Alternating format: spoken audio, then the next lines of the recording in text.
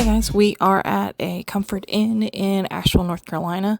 This is Asheville East Blue Ridge Parkway access. So I just want to show you, we did a king room.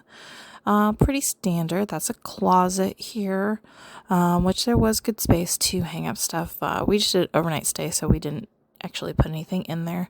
Bathroom is your standard bathroom with the toilet and the shower. Nice big sink though. The room was actually a really good size, with the chair, just your basic view overlooking the parking lot. Nice desk. As you can see, we were already unpacked. Fridge, drawers for storage. I did like that we had another little closet area for hanging, and of course outside hanging space. So just actually a really good room if you're going to be in the Asheville area to see the mountains or anything. So be sure to check them out.